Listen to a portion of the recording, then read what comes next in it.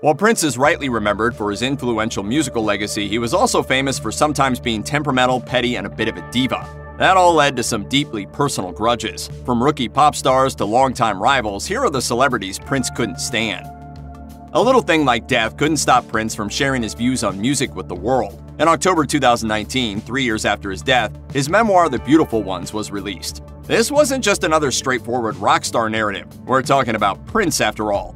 The book incorporates his cartoons, unseen photos, and handwritten notes alongside memories from his life written in his own personal code. One particularly incendiary passage comes when Prince notes, "We need to tell music execs that they keep trying to ram Katy Perry and Ed Sheeran down our throats and we don't like it no matter how many times they play it." This takedown must have been especially painful for Perry. Back in 2009, she tweeted about how Prince and his movie Purple Rain were career inspirations for her. And in the aftermath of Prince's death in 2016, she tweeted, "And just like that, the world lost a lot of magic. Rest in peace, Prince. Thanks for giving us so much. What a way to ruin teenage dreams." Justin Timberlake's assertion that he was bringing Sexy back in 2006 convinced a lot of people. The song was #1 on the Billboard Hot 100 for 7 weeks, and it won the Grammy for Best Dance Recording.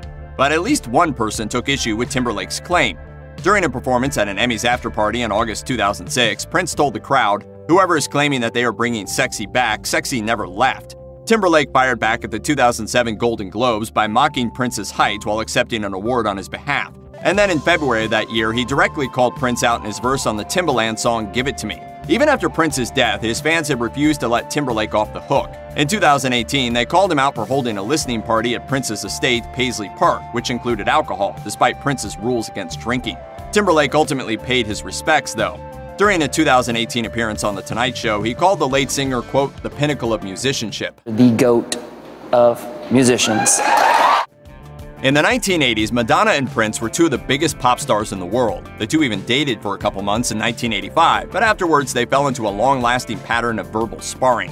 After their breakup, she reportedly screamed at him, "How dare you dump me? Don't you know who I am?" She also insulted Prince's height, his outfits, and his eating habits. They buried the hatchet long enough to record Love Song for her 1989 album Like a Prayer, and Prince also played guitar on 2 tracks. But in 1992, his competitive nature pushed him to top Madonna's $60 million record deal with their shared label Warner Brothers. He won that round, signing a contract worth an estimated $100 million, although he later fell out with the label in spectacular fashion. This feud ultimately mostly settled into run-of-the-mill bickering. In 2016, Prince's backup dancer Kat Glover revealed to GQ that Prince tried to persuade Madonna to star in his 1990 movie Graffiti Bridge, but that ultimately didn't work out because he couldn't deal with her. One meeting derailed into insulting each other's shoes. As Glover put it, "This is what happens when you get 2 big egos in one room. It was jokey and serious. They're the same way." Most people have said something they'd like to take back, but most of us didn't say it to one of the most talented musicians in the world. Pink, however, does have that dubious honor. She and Prince met backstage in the late 90s when she was 19 and had just signed a record deal. Living up to her bold image, the rookie singer asked the legend to collaborate with her. Prince responded by asking if she owned her own masters, which are the original copies of an artist's songs. He spent the early 90s campaigning to get his back from Warner Brothers, and they finally gave him the chance under a new deal that he signed in 2014. When Pink said no, he told her to come back when she did own them. Not one to take a slight lying down, she told him that he was, quote, "a rude." However, she later realized that he was trying to teach her a lesson. When she appeared on the Australian radio show Fitzy and Whippa in 2016, she said, "I loved him. I totally loved him. Prince is everybody's genius. The world lost a lot of sparkle this year, and it hurts my heart because I don't know what's going to replace it." He was and will be forever amazing. Despite how the saying goes, Prince did not consider imitation to be the sincerest form of flattery, as he was famously against other artists covering his songs. In a 2013 interview with Billboard, he specifically called out Maroon 5's cover of Kiss, which was included on a deluxe version of the band's 2012 album Overexposed. According to Prince, "Why do we need to hear another cover of a song someone else did? Art is about building a new foundation, not just laying something on top of what's already there." In deference to musical royalty, Maroon 5 removed the song from iTunes and Spotify. Frontman Adam Levine didn't take the bar personally. In 2017, he explained to Howard Stern that he'd met Prince years before the Kiss spat. A mutual friend invited Prince to a casual party that Levine was hosting, which turned it from a relaxed jam session into a once-in-a-lifetime experience, one that ultimately migrated to Prince's house. Levine noted, "My experiences with him were genuinely really beautiful and special." In 2014, Levine had another crack at a Prince song when he played Purple Rain live. Prince was apparently less annoyed about live covers of his songs, and he offered Levine the ultimate lukewarm praise by saying, "You gettin' it." Him saying that is basically like exactly the highest praise you can. Yeah. Flaming Lips frontman Wayne Coyne saw the funny side of being rejected by Prince. His band's encounter with the Prickly Purple One happened at the 2006 Brit Awards. Prince was scheduled to perform a set of 4 songs while reuniting with former Revolution bandmates Wendy and Lisa and Purple Rain singer Sheila E. The Flaming Lips were hanging around when Prince and his 2 security guards arrived and went to his dressing room. They worked up the courage to give Prince's bodyguard a stack of CDs to pass on to him. As Coyne recalled to The Independent, "We were so thrilled at the possibility of him hearing our music. But at the end of the night, the bodyguard came and found us and handed all the CDs back. He said, 'Prince doesn't want these.'" Luckily, Coyne and his bandmates were able to keep the whole thing in perspective as they found the whole thing hilarious. As Coyne put it, "We loved him so much for being too cool for us." In 2011, Prince officially debuted his anti-Kardashian stance. He invited Kim on stage during his Welcome to Tour and then immediately kicked her off when she refused to dance. A few years later, he doubled down on the hostile sentiment when he appeared on a 2014 episode of New Girl. The episode featured a party at Prince's house where Jess, as played by Zooey Deschanel, gets some love advice, pancakes, and a makeover from the singer. Shortly after Prince's death, Deschanel appeared on Conan and discussed the Prince episode. No Prince party is complete without celebrities, and some members of the Kardashian family shot cameos for the episode. However, Prince put the record scratch on that. After finding out about the Kardashians' involvement, he had all the scripts and call sheets burned. And it turns out that someone from Prince's camp said, like, "Who are the celebrities? I hope it's not a Kardashian." Deschanel's co-star Lamorne Morris told a similar story on an episode of the Doug Loves Movies podcast, although he didn't mention the Kardashians by name. As he explained, Prince shows up early, so he's sitting in Video Village and he's watching the screen and he goes, "What are the blank blanks doing here?" They said, "Well, they're in the show. They've been invited to a Prince party." He goes, "They would never be invited to a Prince party." The crazy real-life story of funk singer Rick James includes a lot of hate aimed in Prince's direction. Both musicians released their first albums in 1978, but their rivalry really started 2 years later when James invited Prince to open up for him on his Fire It Up tour. It was dubbed the Battle of Funk, and it turned into a war. The two would reportedly watch each other's performances from the wings. James accused Prince of stealing his moves, his look, and his idea for a girl group. He claimed that the musicians in Prince's band were snobs and that he once forced cognac down Prince's throat, making him cry. In his autobiography, James wrote that he started working for Eddie Murphy because he wanted to give the comedian a hit song and, quote, stick it in Prince's ear. In 1982, when Prince refused to sign his autograph for James's mother, it so angered James that he assaulted Prince. The Purple One definitively won the Battle of Funk, and not only with his music career. On the night of that fight in 1982, he met James's ex, Denise Matthews, who became Prince's girlfriend and protege under the stage name Vanity. Sinead O'Connor's 1990 version of the song Nothing Compares to You is so famous that many people don't even know it was written by Prince in 1984. Prince hated other artists covering his songs, let alone being more successful with them, and O'Connor is recalled having a very tense meeting with him. She told 3 separate interviewers that after her cover came out, Prince invited her to his house in Malibu and turned violent when she refused to become one of his proteges. She accused him of trying to punch her, and she also claimed that she had to run away from him at 5 a.m. and knock on the door of a neighboring house. We didn't get on very well. We tried to beat each other up. Really? We didn't get on too well, no. You tried to beat each other up? Well, it was more he tried to beat me up and I was defending myself. And the details of this story get even weirder. When O'Connor was interviewed by the Carver, Minnesota County Sheriff's Office following Prince's death, she claimed that Prince beat up the Revolution guitarist Wendy Melvoin and worshiped the devil, all under the influence of hard drugs. If there's one person more frank in his musical assessments than Prince was, it might just be Rolling Stones guitarist Keith Richards. In 2016, Stones drummer Charlie Watts told The Guardian about the time that Prince opened up for them at the Los Angeles Coliseum during their 1981 American tour. Prince, being Prince, was wearing his trademark bikini bottoms. As Watts recalled, "Mick Jagger and I both loved Prince's 1980 album Dirty Mind. Keith hated it, and we got him on our show. Of course, being Prince, he duly went out in his knickers and our audience booed him off, which didn't deter me from liking him." Watts maintained his admiration for Prince, but Richards grew even more hostile. In 1988, he told the Los Angeles Times, "I think he's very clever at manipulating the music business and the entertainment business. I think he's more into that than making music. I don't see much substance in anything he does." By the time Richards published his autobiography in 2010, he still hadn't warmed up. He called Prince overrated, mocked his height, and claimed that he insulted Stones fans with his presumptiveness. As he wrote, "Prince has to find out what it means to be a prince. That's the trouble with conferring a title on yourself before you've proved it. He's a prince who thinks he's a king already. Only after Prince's death did Richards appear to mellow as he tweeted, "A unique talent, a true original, so sad, so sudden, and, I will add, a great guitar player. We are all going to miss him." Just because bands get on stage and jam together doesn't mean everything about their relationship rocks. In fact, some of the biggest, greatest, most popular musical acts in the world spend just as much time squabbling among themselves as they do shredding solos and pounding on drums. Kiss. Currently, 2 original members of Kiss, Ace Frehley and Peter Criss, are on the outs with the group.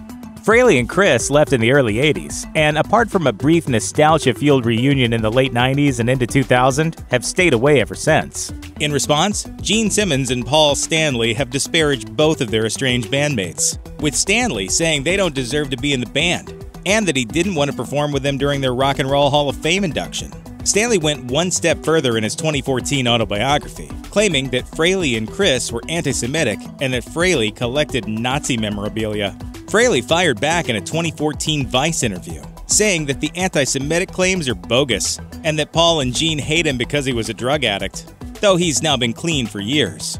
Although they got along real well when entering the Hall of Fame, it looks like that was just as much of an act as wearing face paint and calling yourself Starchild. Blink-182. Blink-182 has a reputation as a fun band, but apparently there's some real turmoil behind the scenes which isn't likely to go away anytime soon. According to guitarist Tom DeLonge in a 2015 Facebook post, his relationship with Blink is poisoned. DeLonge left Blink in 2005 and returned in 2009, but by 2015 the old feelings of animosity were back. The band's quote, "squabbling in politics" forced them to shelve plans for a new EP, which apparently devastated DeLonge. Drummer Travis Barker, meanwhile, told Rolling Stone that DeLonge was disrespectful and ungrateful, and wouldn't even tell the band he was leaving in person. Kings of Leon. They may not have been around as long as some of the other bands here, but Kings of Leon can apparently infight with the best of them. As reported by The Telegraph, most of the trouble stems from frontman Caleb Followill's drinking. In 2010, he claimed to be sober for the first 30 minutes of every day, and nothing more. According to Rolling Stone, Followill told an audience in 2011, "I'm gonna go backstage and I'm gonna vomit, I'm gonna drink a beer, and I'm gonna come back out and play 3 more songs." He managed everything on that list except the songs. The band canceled the rest of the tour. After a brief hiatus, the band was back with a new album in 2013. Guns N' Roses. Guns N' Roses' epic problems began in the early 90s, but for a while, nobody knew for sure why Axl Rose and Slash hated each other so much. According to the band's old road manager, the feud can be boiled down to Michael Jackson, of all people. In an interview with Rolling Stone Brazil, Doug Goldstein revealed that Axl, who was allegedly molested as a child, hit the roof after Slash agreed to play guitar on Jackson's new song, Black or White. Axl and Slash only buried the hatchet recently, with a reunion tour that kicked off in 2016. Chances are these two aren't drinking beers together after shows, but as long as they can bang out Paradise City night after night, fans will happily pay. Aerosmith. Joe Perry and Steven Tyler of Aerosmith rock best when they're together, even though they're almost certainly happier apart. In his autobiography, Rocks, My Life In and Out of Aerosmith, Perry details several incidents where Tyler's antics have driven him up a wall. The basic issue, according to Perry, is that he and the band are in it for the music, while Tyler's in it for fame and women. Tyler, meanwhile, isn't a huge fan of Perry either. In his own autobiography, Does the Noise in My Head Bother You?, Tyler claims Perry is aloof and almost completely lacking in that sweet emotion. As he claims Perry once told him, "Just because we're in a band together doesn't mean we have to be friends." So basically, Perry and Tyler are 2 employees of the month who keep the company thriving, even though they avoid each other in the break room every day. Van Halen. Don't worry, there is no issue between Eddie and Alex Van Halen. They're brothers, best friends, and love each other. But Eddie and longtime lead singer David Lee Roth have more than a few issues. As Eddie told Billboard, Roth's perception of himself is different than who he is in reality. "We're not in our 20s anymore, we're in our 60s. Act like you're 60. So basically, Eddie sees Roth as a giant man-child. And embarrassing stunts like his camera hogging and mugging at the 1996 MTV Video Music Awards didn't help matters. Eddie has even worse things to say about ex-bassist Michael Anthony, who he claims can't play bass, saying, "Every note Mike ever played, I had to show him. He'd come over with a video camera and I'd have to show him how to play all the parts." Simon and Garfunkel. Since splitting in 1970, Paul Simon and Art Garfunkel have reunited a handful of times, and it never lasts because the two could barely stand each other. The tiffs began almost immediately when the pair recorded an album and Simon jetted off to England to record his own solo material instead of promoting the album. Then there was the time both men vetoed each other's suggestion for the 12th song on Bridge Over Troubled Water. The album was released with 11 songs. After that, the duo called it quits. Since then, clashes between the iconic duo have popped up over the years. For his part, Garfunkel has admitted to being open to recording a new album. Although when asked if it was going to happen, he couldn't resist a jab at Simon, saying, "You'll have to ask him. It takes two to tango. I like to tango, so count me in. You'll just have to bring a psychiatrist in as the third member. It doesn't sound like anyone's building a bridge over these troubled waters." Oasis. Few bands are defined by their squabbling more than Oasis. Brothers Liam and Noel Gallagher were seemingly always spatting with each other. As Noel told ABC in 2000, it was just drunken, effing nonsense. It's just two brothers in a band who have strong opinions about how things within that band should be. Apparently, those drunken opinions got stronger and stronger until the band combusted entirely in 2009. As Noel described it during a 2011 press conference, Liam missed a gig because he was hungover. Soon, things escalated to fruit throwing. On the way, he picked up a plum and he threw it across the dressing room and it smashed against the wall. The brothers have yet to make up by all accounts. At the 2010 Brit Awards, Liam Gallagher accepted Oasis's award for Best Album of the Last 30 Years and thanked everyone except Noel. He also keeps calling his brother a potato on Twitter, because why not? Hopefully, Mama Gallagher is used to family dinners without the entire family around. The Kinks. Oasis may have perfected sibling rivalry, but the Kinks did it first. Ray and Ray Davies have been at each other's throats for decades now, and by this point, it'll probably never get better. The two have been going at it since childhood. As Dave said in a Telegraph interview, "I think Ray has only been happy for 3 years of his life, the 3 before I was born." Years of back-and-forth arguments did their best to overshadow the band's amazing catalog of songs, until it killed the band in 1996.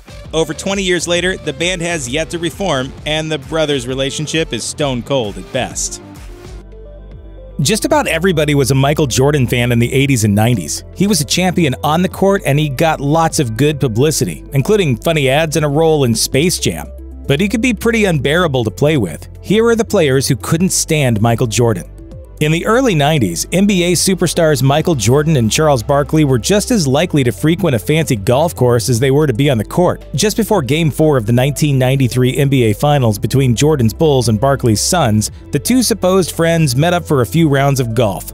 According to late Bulls assistant coach Johnny Bach, Jordan then presented Barkley with a $20,000 diamond earring. It wasn't a friendly gesture though, but rather a cold strategic move. Jordan figured it would fill Barkley with so much warmth and affection that he'd back off on the court. And indeed, in Game 4, Jordan scorched the Suns by dropping 55 points. Barkley later struck back, publicly and effectively. He's now a broadcaster on TNT's Inside the NBA. In 2012, he used that pulpit to criticize Jordan for hiring too many unqualified cronies for jobs in the front office in his role as the primary owner of the Charlotte Bobcats. As a result of those comments, Barkley says that Jordan ended their friendship. They know when you're being dishonest and disingenuous. I'm gonna do my job, plain and simple. You think the rift's able to be repaired? Always. Hall of Famer Robert Parrish never seemed to have beef with anybody, or if he did, he kept it to himself. After all, he was so serious and stoic that he was nicknamed the Chief after the similarly quiet character from One Flew Over the Cuckoo's Nest. So if a player bothered him, he must have really been bothered. After a long and legendary stint with the Boston Celtics in the 80s, Parrish finished his career in the 1996-97 season with the Bulls. The good news was that he won an NBA championship that year. But the bad news was that he had to play with Michael Jordan. In 2012, Parrish told ESPN that after he messed up a play during one of his first practices with the Bulls, Jordan got up in his face and sassed him hard. Parrish wouldn't hear it though, explaining, "I told him, I'm not as enamored with you as these other guys. I've got some rings too." At that point he told me, "I'm going to kick your ass." But Parrish called Jordan's bluff as he continued, "I took one step closer and said, no, you really aren't." After that, he didn't bother me. Upon returning to the NBA in 1995 after pursuing a baseball career, Jordan was looking to make up for lost time. He directed a lot of that psychic energy at one player in particular during the Bulls' first-round playoff series against the Charlotte Hornets. With the score tied late in Game 4, 5' 3" Hornets point guard Muggsy Bogues had the ball. Bogues claimed that while Jordan was guarding him, he quipped, "Shoot it, you f***ing midget." An unnerved Bogues missed that shot, and the Hornets lost. Bogues later told Bulls assistant coach Johnny Bach that Jordan's trash talk permanently ruined his game, and his stats faltered as a result. Most of the players on this list endured Jordan's cold and cruel competitive nature firsthand. Kareem Abdul-Jabbar, however, wrapped up his career around the time Jordan's was just beginning, and their teams didn't face each other that often. But he still got a reason for his distaste of his airness, specifically his Air Jordan shoes. In 2015, at a national public radio event, Abdul-Jabbar explained that he was disappointed that the categorically apolitical Jordan blew his chance to effect real change as a highly influential public figure. He was also specifically disappointed that he actively chose making money over making a difference, as he explained. You can't be afraid of losing shoe sales if you're worried about your civil and human rights. He took commerce over conscience. Jordan apparently had a nasty habit of roughing up the bench players on his team. One of his Bulls teammates, Horace Grant, told New York radio station Hot 97 in 2015 about the time that Jordan got extra violent with another teammate, Will Perdue, during a scrimmage. You know, running this play, and Will set a legal pick on MJ. MJ said, "Will, don't do it again." So, a crisis was averted momentarily.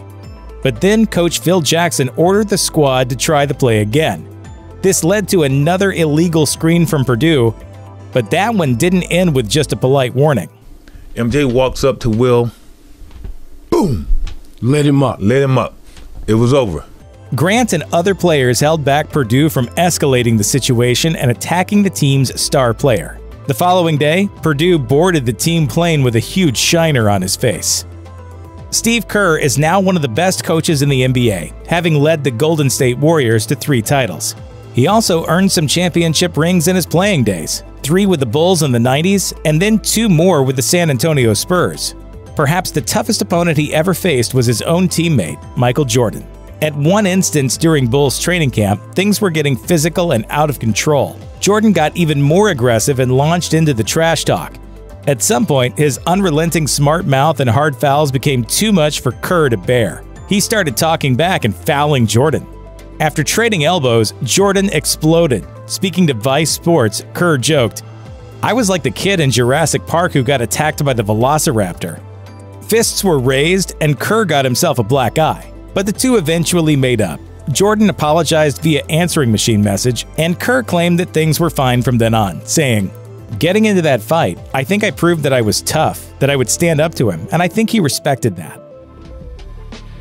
Though Elvis Presley was known to be devoted to those he loved, he also had a short temper and had little patience for those he didn't like. Here are some celebrities Elvis couldn't stand. The careers of Elvis Presley and John Lennon took similar trajectories in that both were 2 of among the very biggest names in music and in popular culture as a whole at roughly the same time. Further, both men were big while the Vietnam War was going on. To say that the war was divisive is an understatement. Attitudes about the war extended beyond the well-publicized public demonstrations and the entire genre of music that protested the war. Public figures were quick to line up on either side of the debate as well. Celebrities like Jane Fonda and Muhammad Ali publicly opposed the war, while others like John Wayne supported it. Lennon was steadfastly opposed to the war in Vietnam and made no secret about it. Presley, however, supported the war, according to The Express, and was a big fan of then-President Lyndon Johnson, whom Lennon hated for going all in on the war. Honey, I just wanted to keep my own personal views about that to myself. When the two men finally met in 1965, their conflicting attitudes about the Vietnam War quickly came to the surface. No sooner had the Beatles entered Elvis's home than the tension between the two became apparent, according to author Chris Hutchins. Hutchins arranged the meeting and later wrote about it in the book Elvis and Lennon, the untold story of their deadly feud. He told the Daily Mail, "Elvis's dislike of the pacifist Beatle was born from the night I took the Fab Four to his house for their first and last meeting. Why? Well, according to the Beatles' press officer Tony Barrow, things started off on the wrong foot. Barrow told The Guardian, John asked what had happened to the old rock and roll Elvis, who at that point was mainly singing the soundtracks to his films. He was half joking, but he meant it. The tension was eventually eased by an old-fashioned jam session, but the hard feelings apparently lingered. Farrell told The Guardian, "John said it had been about as exciting as meeting Engelbert Humperdinck. As for the other Beatles, they weren't exactly blown away either." I don't remember. I spent most of the party trying to suss out from his gang if anybody had any reefer. Elvis wasn't prepared to just stew about John Lennon, the Beatles' anti-Vietnam War stance, and the personal slight Elvis had suffered in his own home. He wanted Lennon gone, as in out of the USA. What's more, he actually went to none other than the President of the United States to get action. That's because Presley wasn't the only person keen to have Lennon silenced. The US government wasn't exactly thrilled with Lennon's anti-war sentiments either. So when Elvis met with President Richard Nixon on December 21, 1970, he found a receptive audience when he tried to convince the POTUS to find a way to get rid of Lennon and the Beatles. According to the official White House meeting notes from the president's personal file, Presley indicated that the Beatles had been a real force for anti-American spirit. He said that the Beatles came to this country, made their money, and then returned to England where they promoted an anti-American theme. The president nodded in agreement. And Elvis wasn't done lobbying for Lennon's removal. In 1971, during a tour of the FBI offices, the King met with then-director J. Edgar Hoover. According to government records, he expressed the opinion that the Beatles laid the groundwork for many of the problems we are having with young people by their filthy, unkempt appearances and suggestive music. Elvis got his wish, as the FBI did indeed go after Lennon, spending years attempting to get him deported in order to ensure he didn't damage right-wing political goals through his activism. On the surface, Elvis and crooner Robert Goulet couldn't have been more different. The former was a boundary-pushing, controversial rock and roll pioneer, the latter an inoffensive ballad-singing performer whose presence wouldn't be unexpected on the Lawrence Welk Show. Legend has it that the short-tempered Elvis had little patience for seeing Goulet on TV, and once shot one of his television sets when he saw the crooner perform. But while it's apparently true that Elvis did shoot a TV while Goulet was performing, the rumors of a supposed beef between them may have been overblown. According to author Lisa Rogers, Goulet would later call Presley a, quote, personal friend. And as for shooting a TV whenever Goulet was on, Presley reportedly did that to scores of TVs, and it had less to do with Goulet himself and more to do with the King's short fuse and his jealousy of all other performers. He was also known to fire at the TV when other popular singers such as Mel Torme or Frank Sinatra appeared as well. In fact, according to the Vintage News, Elvis's handlers kept scores of spare TVs around in case their boss happened to shoot one. That's kinda screwy. By the middle 1950s, rock and roll was becoming a thing, with pioneers like Elvis, Bill Haley, and Chuck Berry bringing a new form of music to the masses and teenagers eating it up. This presented something of a problem for old guard musicians like Bing Crosby, Perry Como, and the like. Careers were threatened, and concerns were raised about what effect the new form of music was having on the morality of America's youth. And Frank Sinatra, for his part, basically called rock and roll garbage. According to The Express, in 1957, he said of rock and roll, "It fosters almost totally negative and destructive reactions in young people. It smells phony and false. It is sung, played, and written for the most part by cretinous goons." Elvis wasn't about to brook being called a cretinous goon by old Blue Eyes. In a press conference, Elvis responded by saying, "He has a right to his opinion, but I can't see him knocking it for no good reason. I admire him as a performer and an actor, but I think he's badly mistaken about this. If I remember correctly, he was also part of a trend. I don't see how he can call the youth of today immoral and delinquent." The two seem to have buried the hatchet eventually, at least professionally. In 1960, after Elvis completed his time in the US Army, Sinatra hosted a TV special called Welcome Home Elvis. No word whether anyone shot the TV. Elton John has a well-documented history of behaving like a diva. He's also known to speak his mind, so it's no surprise that he's clashed with a number of fellow celebrities over the years. Let's take a look at the many celebrities he just can't stand. Elton John's feud with Madonna dates back to at least 2002 when he criticized Die Another Day, her theme song for the James Bond movie of the same name. He considered it tuneless, though he did at least maintain that he was a big fan of hers. 2 years later, the big fan part flew out the window when he started bashing her for being nominated in the Best Live Act category at the Q Awards and accused her of lip-syncing. To make matters worse, he delivered the put-down while accepting the Classic Songwriter Award. As he put it, "That's me off her Christmas card list, but do I give a toss? No." Though John eventually partially walked back his comments, he later repeated them, and the relationship between the two stars remained strained for years afterward. In 2012, John even went so far as comparing Madonna to a, quote, fairground stripper. In 2016, he revealed on the Graham Norton Show that he'd apologized to her after a chance encounter in France and promised he wouldn't insult her again. This lasted until 2019 when he called her ungracious and nasty over her feud with Lady Gaga. Elton John and David Bowie were two of the most flamboyant and exciting artists of the 70s, so it was only natural that they would cross paths. The two of them and glam rock pioneer Mark Bolan of the band T-Rex used to be a tight unit back in the day, as they hit the gay clubs together and just spent plenty of time hanging out. Unfortunately, time took its toll on the relationship, and John has admitted that he and Bowie weren't on good terms in later life. He attributes this in part to the fact that they simply drifted apart. However, it appears that some bad blood might have been boiling when the Starman started bad-mouthing the Rocket Man. As John told the Evening Standard in 2016, "He once called me rock and roll's token queen in an interview with Rolling Stone, which I thought was a bit snooty. He wasn't my cup of tea. No, I wasn't his cup of tea." Regardless of these less than pleasant comments and perceived snootiness, John was impressed by the way that Bowie handled dying when he passed away in 2016. As he put it, "Everyone else take note of this. Bowie couldn't have staged a better death. It was classy." Irreplaceable. Elton John has enjoyed a decades-long frenemy relationship with fellow United musician Rod Stewart. They've been almost cartoonishly competitive, and the practical jokes they pulled on each other are borderline wicked. John once hired a man with an air rifle to snipe Stewart's promotional blimps, while Stewart once arranged a safari heist to steal a bunch of John's expensive Cartier jewelry. Despite all that, they've been plenty friendly in their private lives. They've jokingly dubbed each other Sharon and Phyllis and exchanged many gifts that have been accompanied with the sort of grievous insults that only the best of friends could come up with.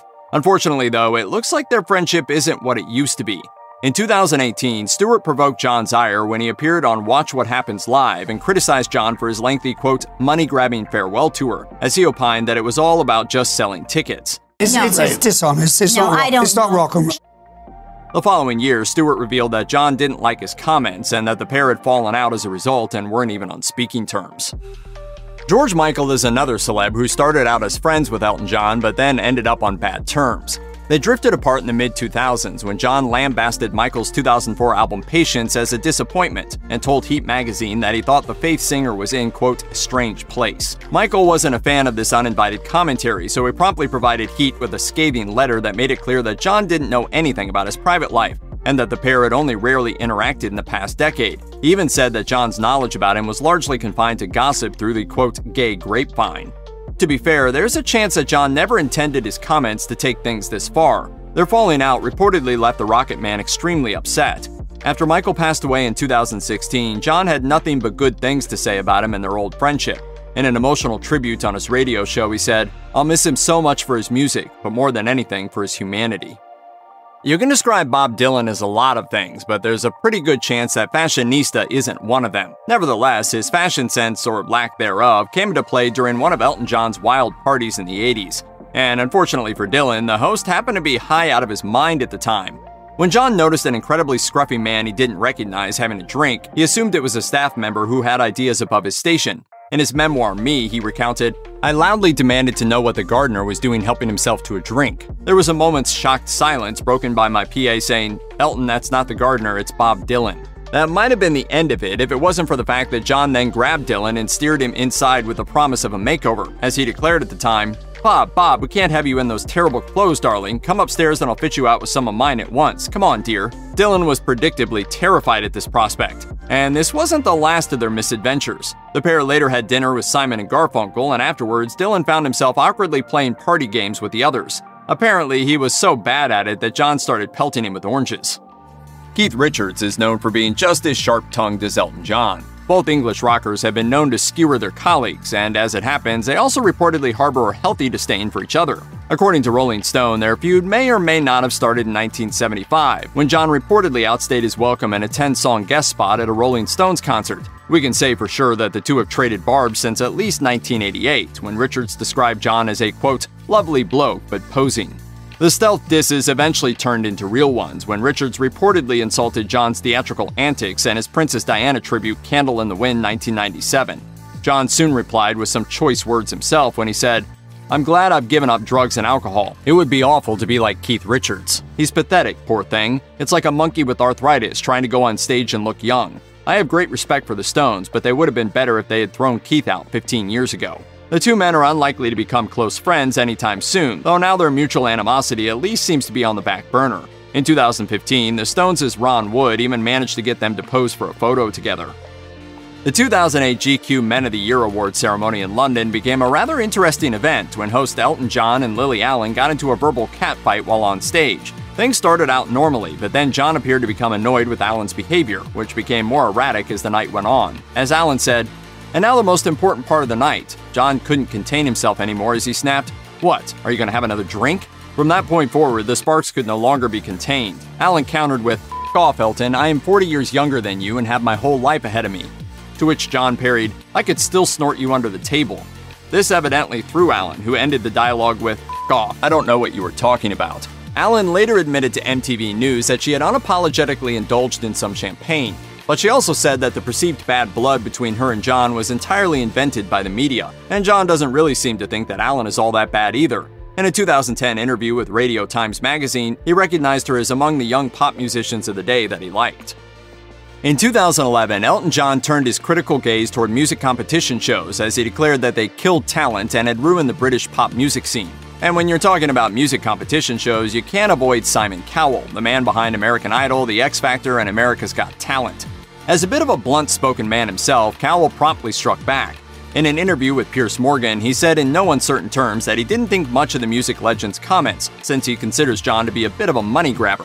As he put it, "This is somebody who charges what, $1 million a private gig? $2 million, you know? I don't know whether he's concerned about himself, maybe he is. But they always bleed on that we're not giving other people a chance." They're only worried about themselves. Cowell then advised John to use some of his private concert money to help aspiring musicians. But John may have just delivered the most scathing comment in this particular feud a full year before it even started. In 2010, he revealed that he refused a judge's seat on American Idol because he found the very concept, quote, "arse-paralyzingly brain-crippling." If you ever want to make an enemy out of Elton John, the easiest way is probably by lip-syncing while you're a professional musician. This came up during his notorious feud with Madonna when he uttered the infamous words, "Anyone who lip-syncs in public on stage when you pay £75 to see them should be shot." What would your advice be to Madonna this year? Make sure you lip sync good. In 2016, it was Janet Jackson's turn to go through the grinder. In an interview with Rolling Stone, John said in no uncertain terms that he believed that Jackson was lip-syncing during her Unbreakable tour, and that he didn't much care for it. As he put it, "You know, f***ing music magazines writing a review of Janet Jackson saying, 'This is the greatest show, 4.5 stars. It's f***ing lip-synced. Hello, that's not a show. I'd rather go and see a drag queen. F*** off." Obviously, John doesn't like it when something artificial comes out of a musician's mouth. In 2010, Elton John made his views about the sad state of pop music abundantly clear. In an interview with Radio Times magazine, he revealed that he doesn't think much of modern songwriters, as he noted that the only way pop stars can take a stand for themselves is if they write their own songs. He then name-dropped 2 winners of British talent show The X Factor, as he said, "Leona Lewis and Alexandra Burke are at the mercy of the next song they can get." According to John, the proper way to sustain a career is by applying some elbow grease and learning the craft by starting out with tiny clubs and paying your dues. He noted himself as a successful example of this method. It doesn't appear that there were any hard feelings with Lewis, though. Despite what John had to say about the way she became famous, she wasn't turned off of his music forever, which was clear in 2016 when she recorded a rather enticing version of his hit 1970 tune, Your Song. Princess Diana was beloved by millions of people around the world, but that doesn't mean she always reciprocated those feelings. Here are a few famous people Princess Diana reportedly couldn't stand. It would seem that Princess Diana possibly endured the classic mother-in-law struggle. Royals are just like us, after all. Queen Elizabeth II and Princess Diana did have their issues, though it's not known if they ever directly confronted one another about them. According to Ingrid Seward, a British author who followed the royal family for close to 20 years, Diana said in the beginning, "I have the best mother-in-law in the world." At the time, Diana was just entering the royal family and was still feeling the growing pains of princesshood. Diana often sought out Elizabeth for comfort and to cry on the Queen's shoulder, often about Charles. Seward revealed that Diana's relationship with Queen Elizabeth went downhill in 1992, when the princess secretly collaborated with Andrew Morton on the instantly sensational book Diana, Her True Story in Her Own Words. The work thoroughly slammed Prince Charles and established the royal family as completely uncaring when it came to the Princess of Wales and her numerous struggles. But things had been getting rocky before then as well. Diana recorded a series of tapes for the book in which she revealed that Prince Charles had divulged her issues with bulimia to his mother, the Queen, who reportedly passed that information around the palace. Diana said Queen Elizabeth even approached her about it and allegedly suggested that the princess was responsible for her failing marriage to Charles. Of course, Charles was openly neglecting his wife and seeing Camilla Parker Bowles, so Diana became somewhat frigid toward her mother-in-law. It's safe to say that Camilla Parker Bowles and Princess Diana were never friends. According to the documentary Diana, in her own words, Camilla was Prince Charles's first real love when they met in the early 70s. However, the royal family dismissed her as an ineligible wife for the prince, who is bound to the tradition of marrying a virgin with a fabulous pedigree. But Camilla and Charles never stopped seeing each other, even when Diana came into the picture. The Princess of Wales said in her 1992 interview that she had been aware of Charles and Camilla's relationship before she'd married the prince, and had actually wanted to call off the wedding. But she was discouraged by her sisters, who reportedly told her that it was too late. A few years into the marriage, Diana decided to confront Camilla. The princess revealed in her secret 1992 interview with Andrew Morton that she tagged along with Charles to a party he had planned to attend solo. The People's Princess reportedly got her competition alone and told the mistress, "I know exactly what's going on." However, Camilla never backed down and eventually married Prince Charles in 2005, 8 years after Diana's death. In the secret tapes recorded in 1992, Princess Diana said, "My husband made me feel so, inadequate in every possible way. It's hard to know where to start when it comes to how the Princess of Wales couldn't stand Charles."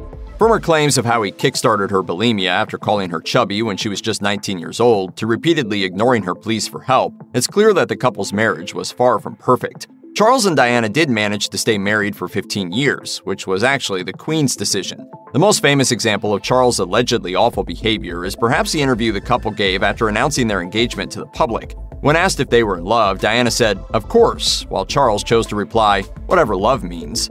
Diana said this completely traumatized her, but the worst, Diana said, was when Prince Harry was born. Charles allegedly wanted a girl, and one without red hair.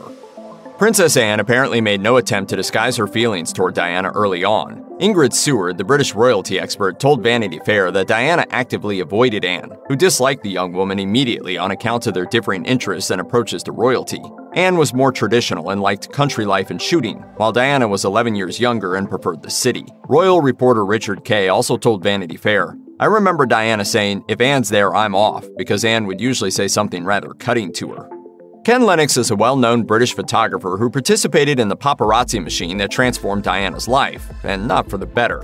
Lennox was responsible for taking a photo which was obtained in what many might describe as an excessive or even crazy manner.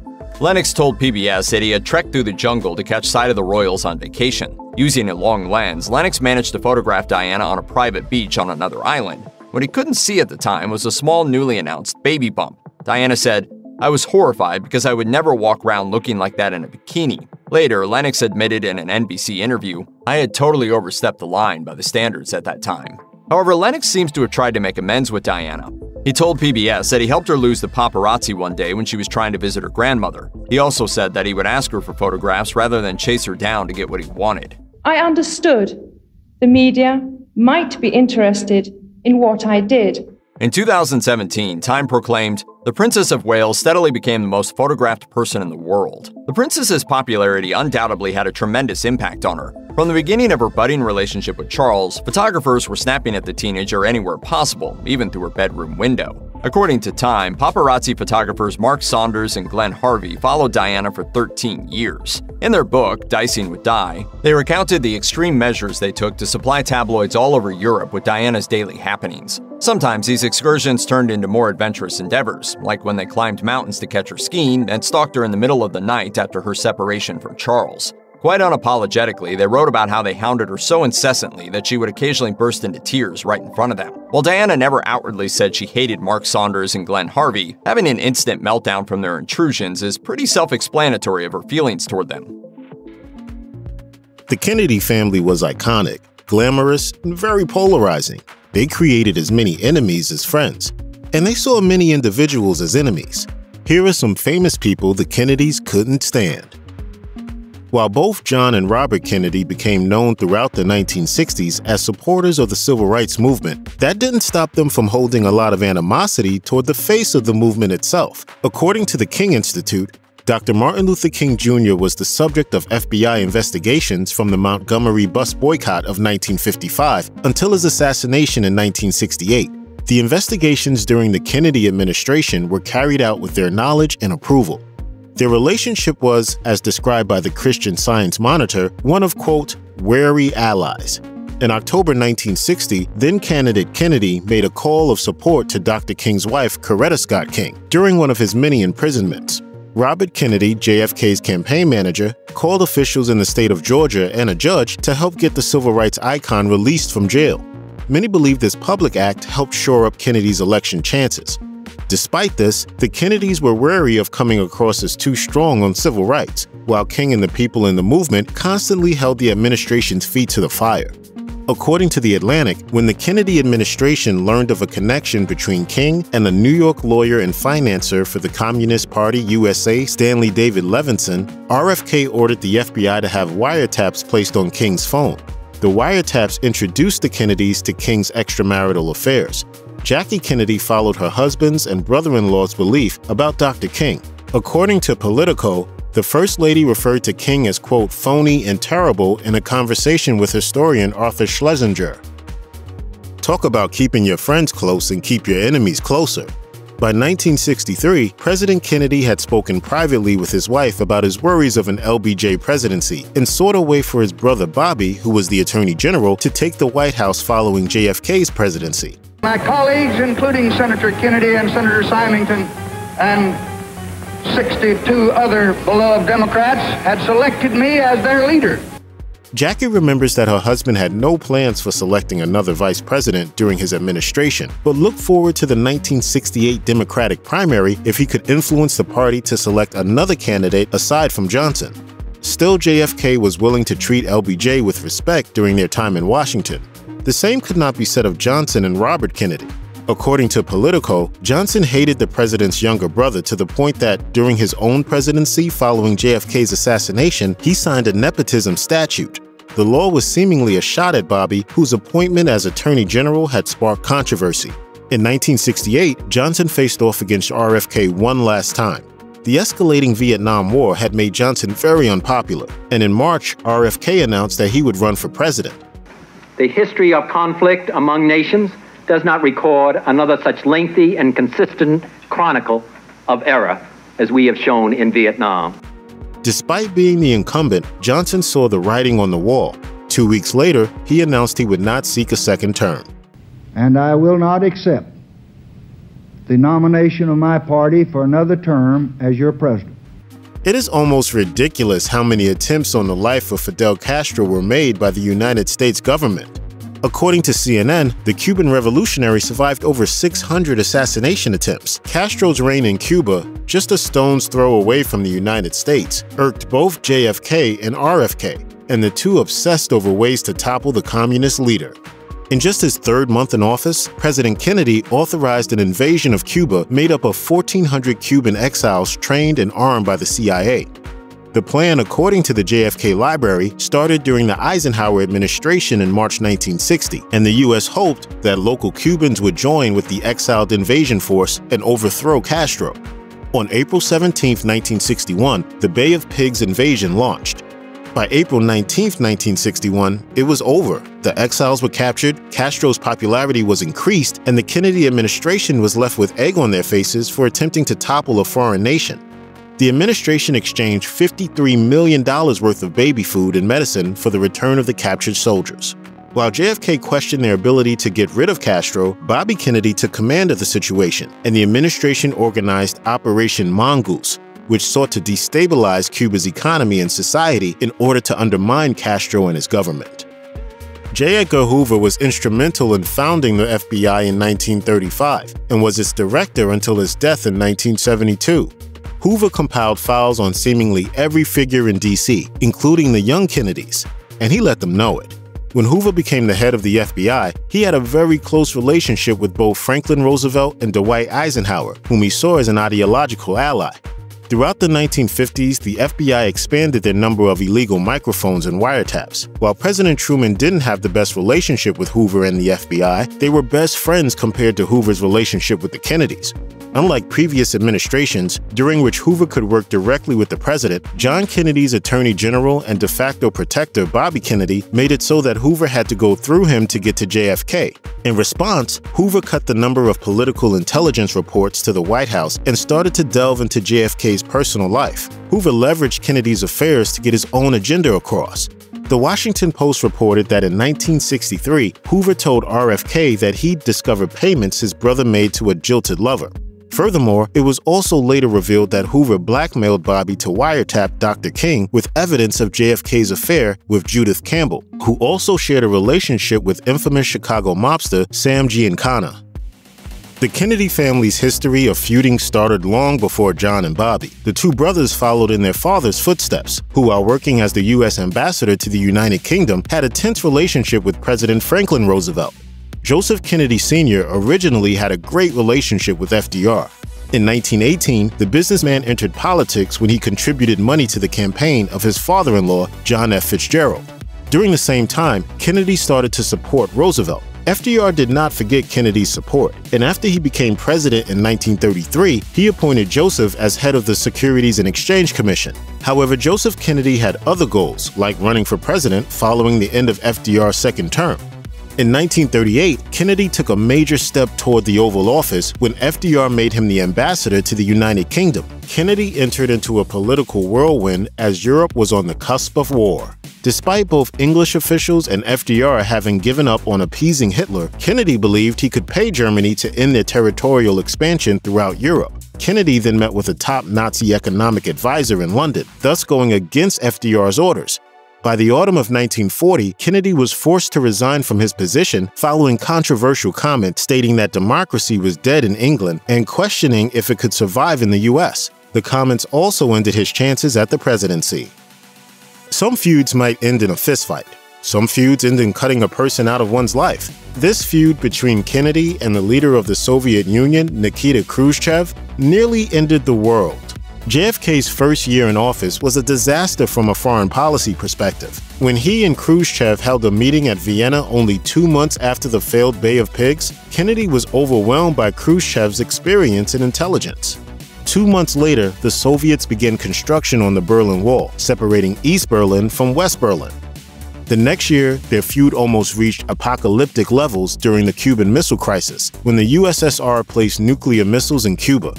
Bobby Kennedy had spent the year following the Bay of Pigs preparing for the possibility of Cuba being used as a weapons hub. In the early days, he kept the option of invasion on the table. However, the Kennedy administration avoided nuclear war by agreeing to remove their own missiles in Turkey and promising not to invade Cuba again in exchange for the Soviets removing their own missiles from the island nation, thus ending the two-week situation.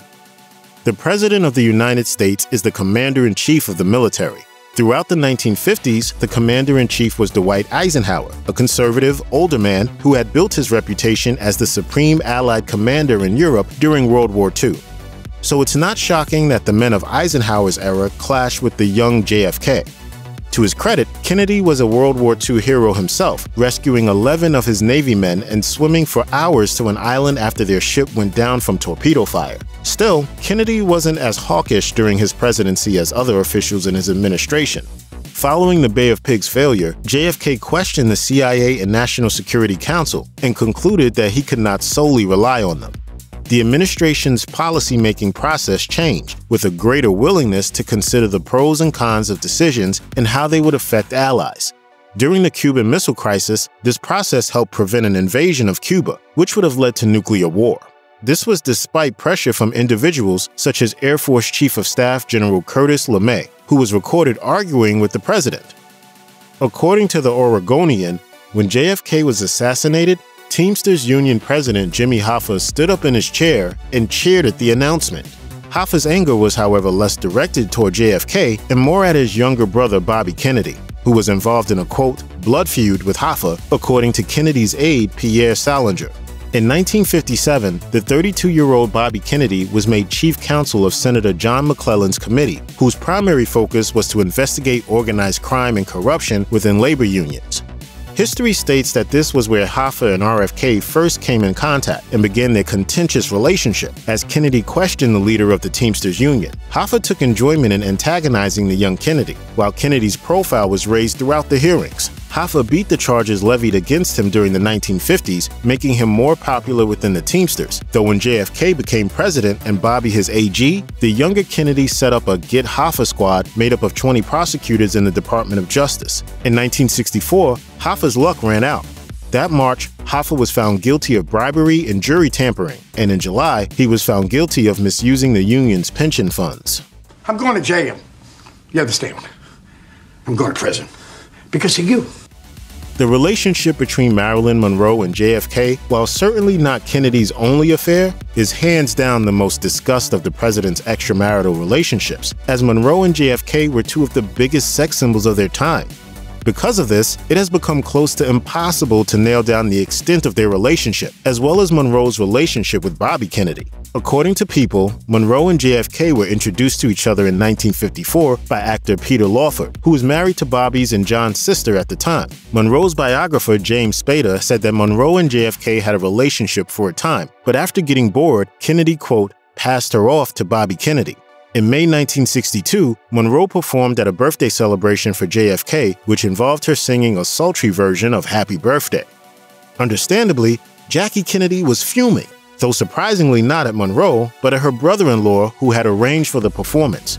4 months after the performance, Monroe would die of a barbiturate overdose. While the coroner concluded it was a, quote, probable suicide, unsubstantiated conspiracy theories have emerged that John, Bobby, or someone in the government had Monroe killed.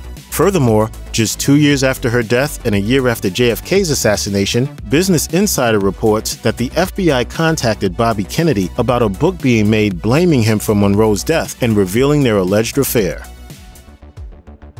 The feud between sisters Joan Fontaine and Olivia de Havilland was the longest running in Hollywood history, spanning almost an entire century of cites, spite, and sniping in the press. But why? Keep watching to find out. Both Bette Davis and Joan Crawford were Hollywood heavyweights during its golden age. The feud between the two leading ladies has become Tinseltown lore, as they tirelessly threw jabs at one another in what was ultimately a clash of egos. Davis and Crawford's rivalry kicked off in 1933. Crawford was already considered an A-list star, while Davis was still making a name for herself, having finally scored a leading role in Ex-Lady. According to Joan Crawford, Hollywood martyr, Davis was thrilled at the possibility of newspapers promoting the flick as front-page news. But Crawford's announcement that she was divorcing her first husband, movie star Douglas Fairbanks Jr., suddenly took center stage. Ultimately, publications gave scant reviews of Ex-Lady, while Crawford's personal drama snagged multiple pages. The moment sparked a feud between the two women that lasted 4 decades, with jabs both professional and personal being hurled both ways.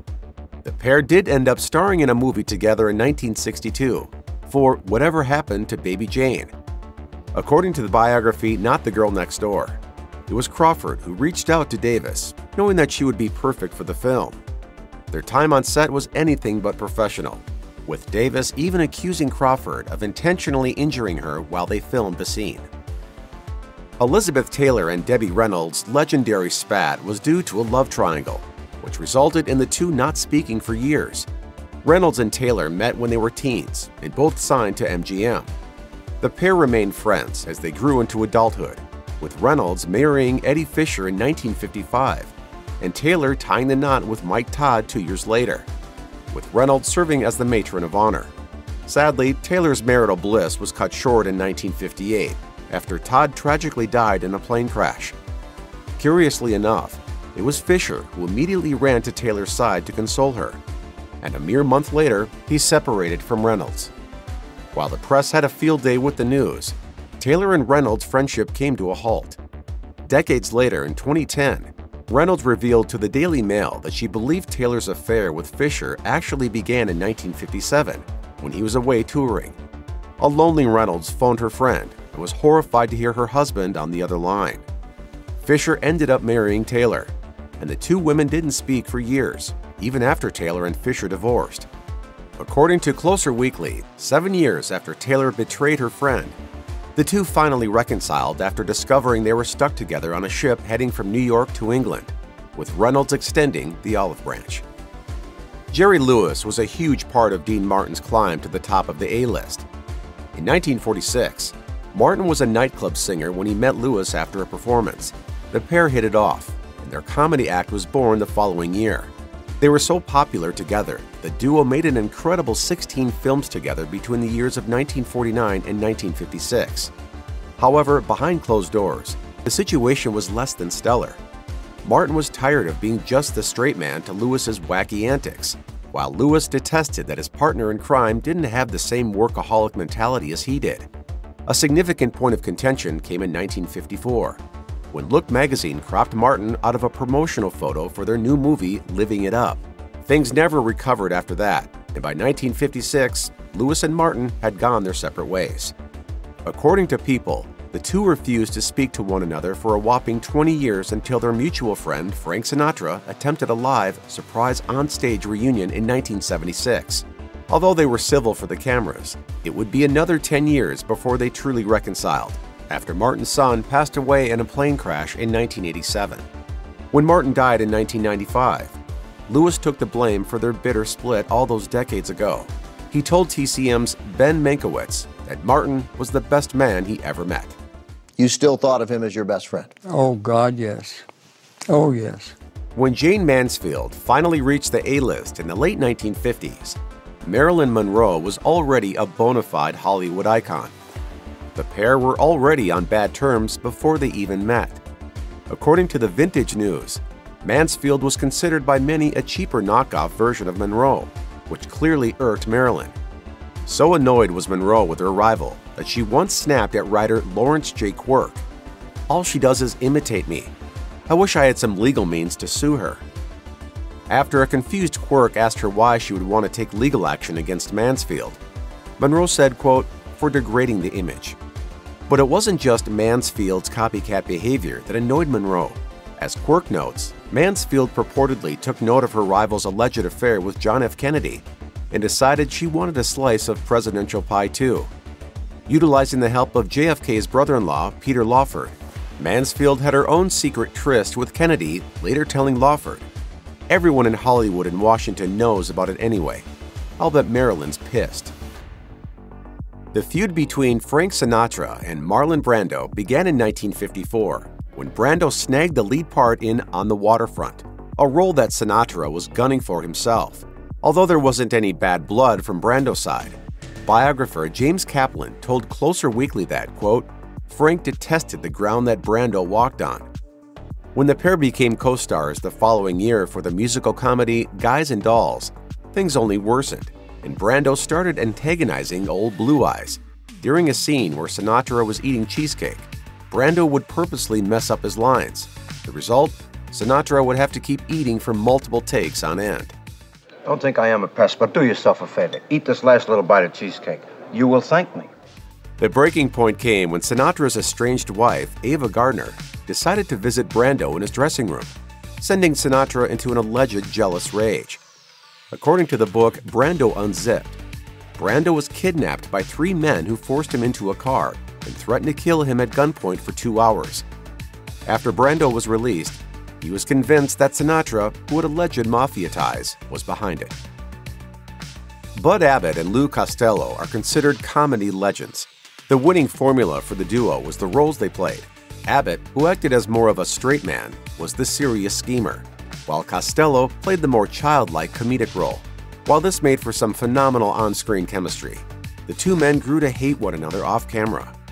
In 1945, 9 years after teaming up, their relationship soured when Abbott hired a maid that had formerly worked for Costello.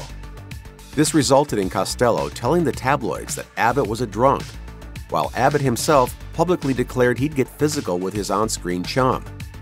Under their contracts, Abbott and Costello were forced to keep working together, but they didn't speak to each other when cameras weren't rolling.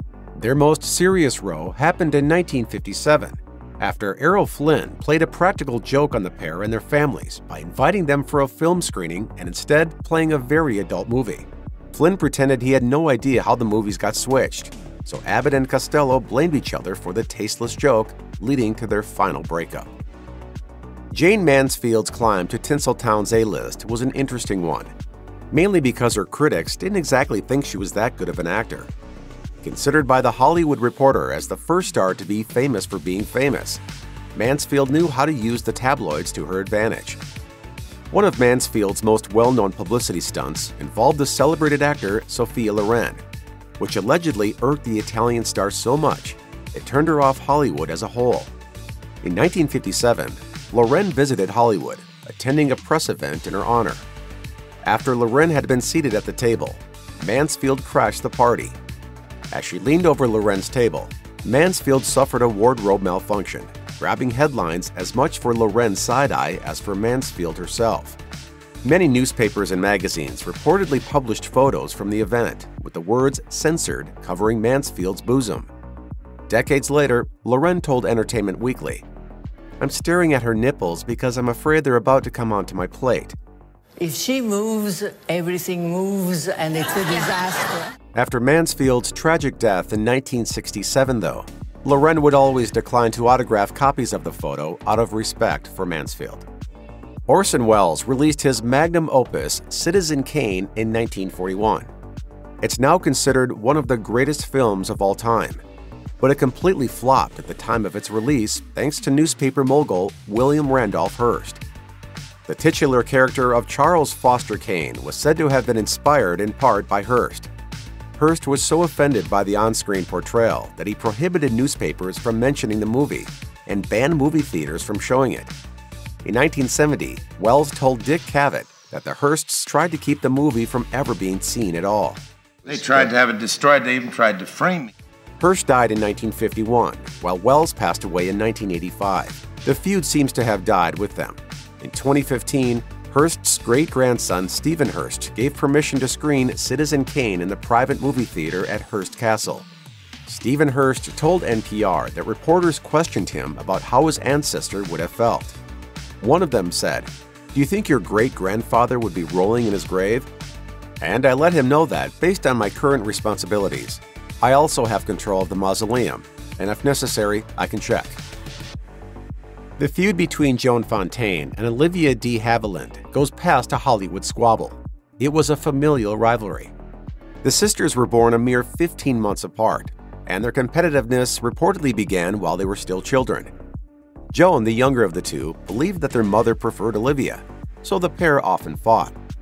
Their altercations ranged from small slaps to one occasion when Olivia broke her sister's collarbone trying to pull her into a pool. Disturbingly, Joan revealed in an interview with Life magazine in 1942 that when she was 9, she plotted to kill her sister if Olivia kept hitting her, a plan that luckily didn't come to fruition. By 1938, de Havilland was an established star, while Fontaine struggled to catch up. Their feud only escalated when Fontaine took a job as her sister's chauffeur to make ends meet. Then they became professional rivals, as the only siblings to both win an Oscar in a leading acting category. The two eventually stopped speaking to each other entirely after their mother's death in 1975. In 1978, Fontaine told The Hollywood Reporter, "I married first, won the Oscar before Olivia did, and if I die first, she'll undoubtedly be livid because I beat her to it." None of us are warm and cozy. It's not in our natures. Ultimately, they had the longest-running feud in Hollywood history. Fontaine died in 2013 at the age of 96, while de Havilland died in 2020 at the age of 104. They reportedly never reconciled.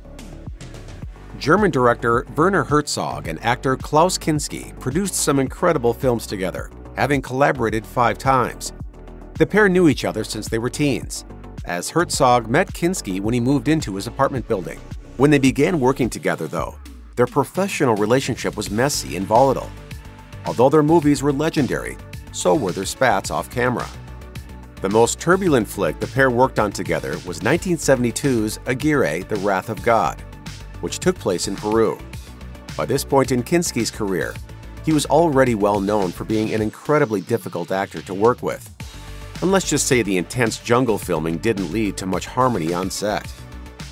There is some sort of a harmony. It is the harmony of overwhelming and collective murder. Herzog later recalled that when Kinski decided to just walk off the movie, Herzog bluntly told him, "If you leave the set now, you will reach the bend. The next bend of the river and I will shoot you. We'll have 8 bullets through your head." Kinski stayed, but his dramatic antics during the filming of Aguirre didn't irk Herzog alone. According to The Guardian, at one point, the native Peruvians playing extras in the film actually offered to kill Kinski for Herzog, which he thankfully declined. LeBron James is one of the most polarizing figures in basketball history. The man has his haters both off and on the court. In fact, the NBA is full of players who can't stand him, so let's take a look at some of his biggest basketball enemies. Sports hate often differs from true feelings of animosity. For example, fans of the New York Mets hated Chipper Jones because of how he tortured Mets pitchers during his days with the Atlanta Braves. But they also admired him as a tremendous competitor and respected rival. For years, many assumed that James and the Golden State Warriors' Steph Curry shared a similar relationship. From 2015 to 2018, James and Curry competed against each other in the NBA Finals 4 times in a row, with the Warriors coming out on top in 3 of those encounters. While it's safe to say that James and Curry shared some trash talk during those games, James nevertheless congratulated Curry as the Warriors closed the Cavs out in Game 4 of the 2018 Finals.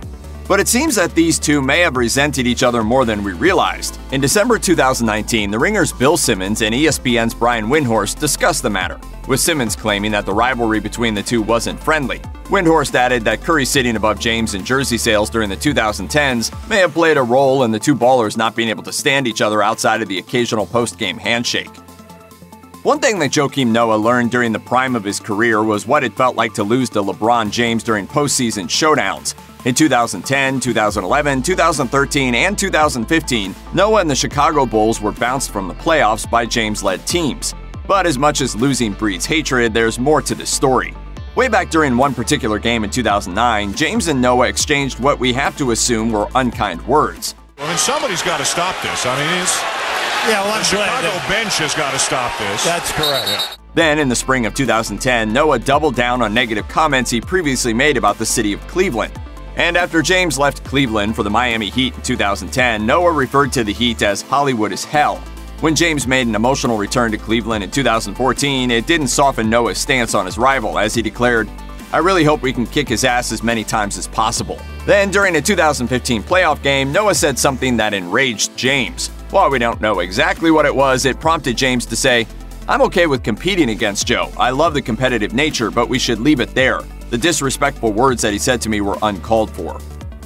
Draymond Green was probably the NBA's best antagonizer during the Golden State Warriors' run of dominance in the second half of the 2010s. He was the type of player that his opponents hated to face during playoff games, as he was often willing to do almost anything and kick almost anybody necessary to win. In addition to being one of the dirtiest players in NBA history, Green also wasn't shy about calling out the game's biggest player. After winning the NBA Finals in 2015, Green mocked the Cavaliers with a series of insults, saying, "Cavaliers? Nope. We won? Yup. They suck? Yup. We here? Yup. They not? Nope." Of course, James can give it as good as he can take it. For example, in October 2016, he trolled the Warriors with a decoration that mocked Golden State for blowing a 3-1 lead to the Cavs during the 2016 Finals. After the Warriors avenged that loss in 2017, Green took a shot at James and the Cavs via a t-shirt that poked fun at the former name of Cleveland's home arena. I can't forget the Ultimate Warrior shirt last year from LeBron and, the 3-1 tombstone cookies and all of that. So, I was waiting on this moment. Green kept the fashion burns coming after the Warriors toppled Cleveland again to win the 2018 Finals. Referencing a meme shared by James on his Instagram, an image of a clenched fist that was captioned "Mood," Green showed up wearing the exact same meme on his shirt, only this fist was wearing 3 championship rings. As much as neither of them want to admit it, LeBron James and Kevin Durant share many similarities. For example, they will go down as 2 of the greatest scorers in NBA history. Also, they both ditched franchises to chase rings and glory with other teams during their primes. James twice left the Cleveland Cavaliers, first for the Heat in 2010 and then for the Los Angeles Lakers in 2018. As for Durant, he controversially signed with the Warriors in July 2016 after he and the Oklahoma City Thunder lost to Golden State in the Western Conference Finals. Despite this, Durant hasn't always been complimentary toward James. In December 2018, Durant told Bleacher Report that a toxic environment hovered over James and his team due to the attention James received from journalists. Durant's comments reportedly angered James so much that Durant felt compelled to apologize before that Christmas. That's all well and good, but it's worth noting that Durant didn't join James in the Lakers when he could have as a free agent in 2019. Instead, he joined up with James's former teammate Kyrie Irving as a member of the Brooklyn Nets. If you've been paying attention to the NBA at all the past decade, seeing the names LeBron James and Lance Stephenson mentioned in the same sentence surely takes you right back to the time when Stephenson blew into James's ear during the 2014 Eastern Conference Finals. But James had the last laugh as he and the Heat would go on to defeat Stephenson and the Indiana Pacers in 6 games. That was neither the first nor the last incident between these two. In the 2012 NBA playoffs, Stephenson made a choking gesture toward James after the King missed a free throw. 6 years later, Stevenson took a veiled shot at James during a post-game interview by telling an interviewer, "Yeah, I fear no man. You on the other teams? I don't care. I don't care about you." But it turns out that the sports world often makes interesting and unique bedfellows. After James signed with the Lakers in July 2018, Stevenson followed in his footsteps as he also joined Los Angeles, although his stint there would last just one season. In fairness to Isaiah Thomas, he probably never thought he would play alongside LeBron James when an injury prematurely ended his and the Boston Celtics' battle against the Cavaliers in the 2017 Eastern Conference Finals. That summer, however, Thomas was dealt to the Cavs in the trade that involved Kyrie Irving leaving Cleveland for Beantown. Thomas's active time with the Cavs only lasted about a month, though. He debuted on January 2, 2018, and he appeared in a total of 15 games before he was traded to the Lakers as part of Cleveland's roster restructuring ahead of the postseason. Not long after that transaction was made official, Fox Sports personality Chris Broussard claimed that somebody close to Thomas told him that Thomas had no love at all for James. And he felt like LeBron kind of talked down to him when he was there and so on and so forth. Unsurprisingly, the two weren't a match made in heaven when James decided to sign with the Lakers in July 2018, as later that same month, Thomas joined the Denver Nuggets. One of the great on-court rivalries of this century is that between Paul Pierce and LeBron James. The competition started during James's rookie season, and it included multiple playoff battles. Unlike so many players throughout the 2000s, Pierce didn't always miss when he took shots at the King. Most notably, Pierce and the Boston Celtics toppled James and the Cavaliers in 2008 on their way to winning the championship. Pierce again got the better of James during the 2010 Eastern Conference semifinals. Pierce's retirement in 2017 didn't quell the trash talk between the two. While working for ESPN, Pierce said that Kevin Durant, and not James, was the league's best player during the 2017 NBA Finals. The two then yelled back and forth at each other throughout Game 7 of the 2018 Eastern Conference Finals between Cleveland and Boston, which the Cavs ended up winning. And then the story got even crazier. In January 2019, Brian Windhorst tweeted about how Pierce and James nearly came to blows back during a preseason game in 2004. Bill Simmons responded that the near altercation was followed by, quote, 12 years of legit bad blood between the two. Seconds after the Warriors eliminated the Cavaliers in the 2017 NBA Finals, LeBron James confidently told his then teammate Kyrie Irving, "We'll be back." While speaking with reporters after that defeat, Irving echoed that take and gave zero indication that he wouldn't return to the Cavs the following season. However, he experienced a change of heart during the summer months as he requested a trade from the Cavs so he could escape James's shadow and be the key figure for another contender. Things got even more intense as he repeatedly mocked James during the offseason. Once at a wedding and again via a social media post when he sang "I'm Coming Home," the tune associated with James's return to Cleveland in 2014. Before the Cavs granted Irving's wish and sent him to the Boston Celtics, ESPN reported that Irving was bothered that Cleveland allowed one of James's friends to have a job with the franchise while he never received the same offer. ESPN also confirmed that the Cavs didn't hold an exit interview with Irving that June, and thus never learned about any issues he had until it was too late. Irving eventually apologized to James for taking his former leader for granted, but he also never considered joining James as a Laker when he had a chance to in 2019, instead opting to sign with the Nets. DeShaun Stevenson was playing for the Washington Wizards in March 2008 when for some reason he thought it was wise to poke the bear and disparage LeBron James after Washington defeated the Cavs. As he was leaving the building, Stevenson said, "He's overrated, and you can say I said that." James then offered a humorous response. With DeShaun Stevenson, it's kind of funny. It's almost like Jay-Z responding to a negative comment made by Soulja Boy. It doesn't make sense to respond. No disrespect meant to Soulja Boy, but he never flirted with reaching the status held by Jay-Z, who was widely considered one of the greatest rappers in history. Despite that, the comments between Stevenson and James resulted in Soulja Boy making an appearance at a playoff game between Washington and Cleveland, and also Jay-Z creating a diss track about both Stevenson and Soulja Boy. Stevenson last played in the NBA during the 2012-13 season, while James was still going strong as one of the league's biggest stars for several years after. Maybe that had something to do with Stevenson expressing regret regarding any drama between the two in March 2019 when he admitted, "Basically, we were both making a fool of ourselves." Charles Barkley, aka the Round Mound of Rebound, is many things. He's a Hall of Famer, a member of the 1992 and 1996 Dream Teams, one of the greatest forwards in history, and a consistently entertaining television personality. He's also outspoken and ready to voice an opinion on just about anything when a microphone is in front of him. For example, after LeBron James criticized the Cleveland Cavaliers front office during the 2016-17 season for not bolstering the team's roster, Barkley called James's comments, quote, inappropriate, whiny, all of the above. James offered a retort to ESPN, referring to Barkley as a hater. He also scrutinized Barkley's past as a player, saying, I'm not the one who threw someone through a window. I never spit on a kid. I never had unpaid debt in Las Vegas. I never said, I'm not a role model. I never showed up to All-Star Weekend on Sunday because I was in Vegas all weekend partying. After James and the Lakers were eliminated from playoff contention in 2019, Barkley invited him to the Inside the NBA set, jokingly adding, quote, he ain't got nothing else to do. We always bring players in for the playoffs. You're not going to be busy during the playoffs, so I'm inviting you here.